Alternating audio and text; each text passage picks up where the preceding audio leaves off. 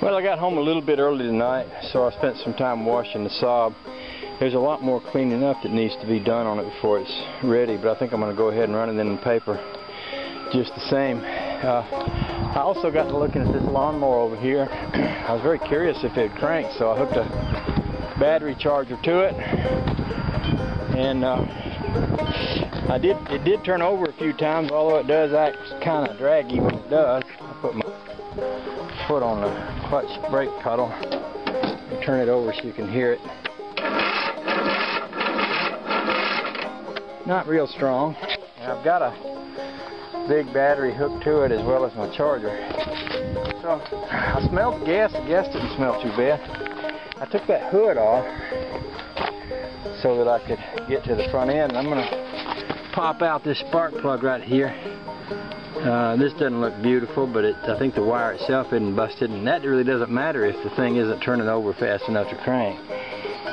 So that's a 5/8 inch size spark plug. What I thought I'd do is pop that out, squirt some automatic transmission fluid in there, turn it over a few times, see if I can lubricate up the cylinders a little bit. I don't know how long it's been sitting.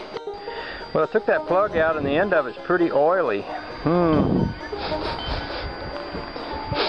Smells a little bit like gas too. I think I'll do what I was talking about, squirt a little automatic transmission fluid in there, spin it around a few times.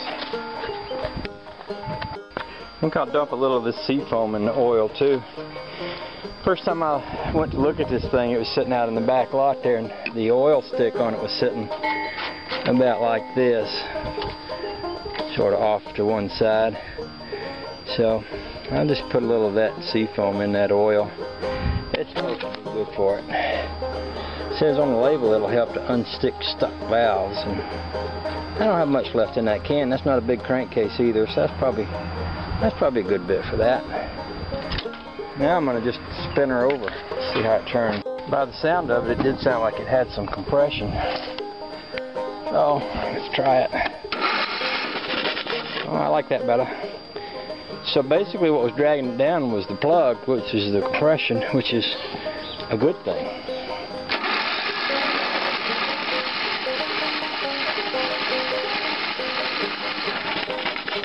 I suppose we could also, if we wanted to, test and see if there's any fire.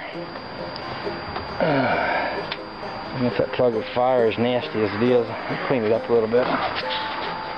Okay, I clamped the spark plug onto here.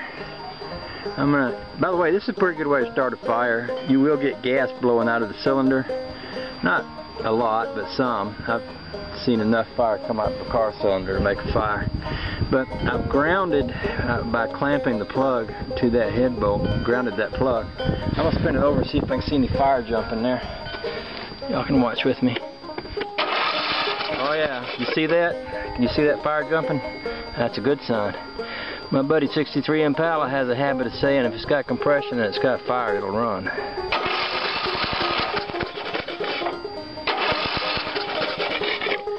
Well, it's got fire. And I guess it's got compression the way it was turning over. What I'm going to do is I'm just going to ease that plug back in there. I'm going to spin it over and see what we think again. Alright, let's see what happens now.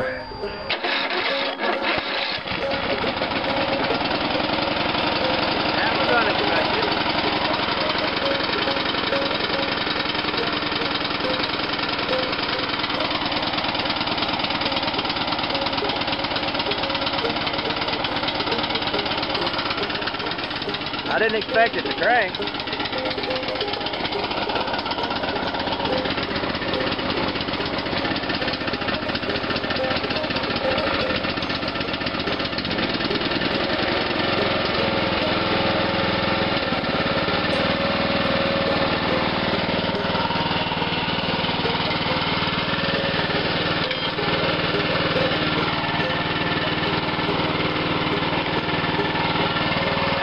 Burning off the exhaust pipe that I filled on there a while ago.